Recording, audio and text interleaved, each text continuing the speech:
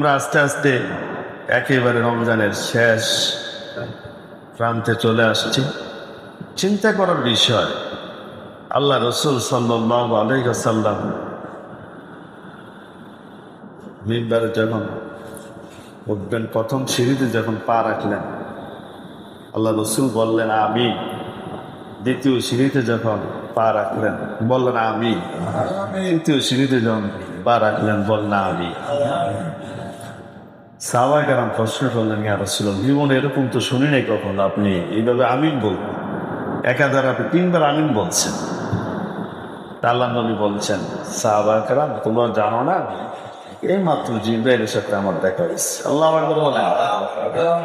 সাহাবায়ে কেরাম রিদওয়ানুল্লাহি তাআলা আলাইহিম আজমাইন বললেন, ইয়া রাসূলুল্লাহ, জিবরাইল কেন আসলেন?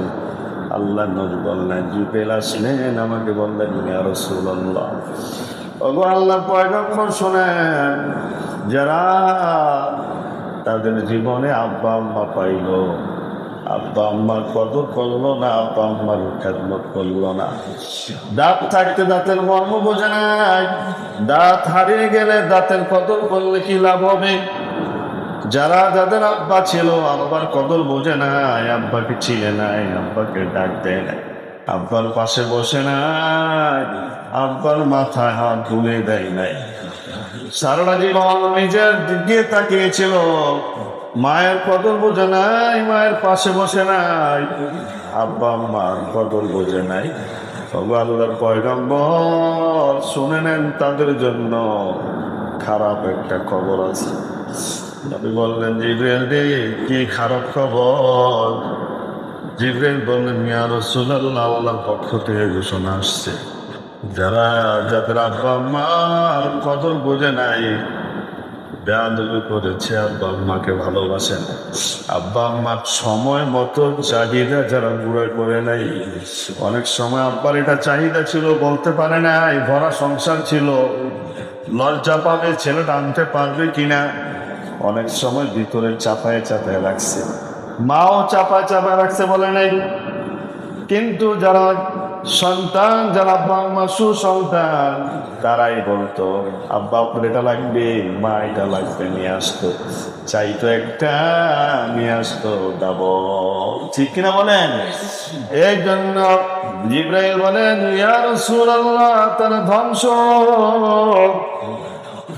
ধ্বংস হয়ে যাবে, তারা ধ্বংস হয়ে যাবে। এরকম একটা রমজান কেন, কিয়ামত পর্যন্ত যদি রমজানের আমল জোড়া লাগায়, আর ওই আব্বা আম্মা যদি অসন্তুষ্ট হয়ে বদদুয়া দিয়ে, মনে কষ্ট নিয়ে তারা যদি ওই আল্লাহর ওই পারে চলে যায়, আরে সন্তানেরা কখনো মাপ পাবে না। ইয়া রাসূলুল্লাহ, তারা হালাক হয়ে যাক, ধ্বংস হয়ে যাক, তখন আল্লাহ নবী বলেছেন আমিন। আচ্ছা বলেন তো, আল্লাহ নবীর আমিন কি সাধারণ আমিন? বলেন, আমার মতো আপনার মতো আমি মুস্তাজিবুদ দাওয়া কেমন নবী? শ্রেষ্ঠ নবী, দামি নবী, আল্লাহর একান্ত বন্ধু মুহাম্মদুর রাসূলুল্লাহ সাল্লাল্লাহু আলাইহি ওয়াসাল্লাম আমিন বলেছেন। সেই আমিনটা কি ঝুলানো থাকবে না ডাইরেক্ট আল্লাহর কাছে যাবে? ডাইরেক্ট আল্লাহর কাছে যাবে না।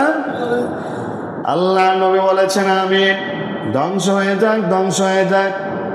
দ্বিতীয়বার যখন আমিন বলেছেন, জিবরাইল বলেন, ইয়া রাসূলুল্লাহ, আপনার নাম শোনার পরে যারা সাল্লাল্লাহু আলাইহি ওয়াসাল্লাম না বলবে, আপনার নাম শোনার পরে যারা দুরূদ না পড়বে, তারা ধ্বংস হয়ে যায়, হালাক হয়ে যায়।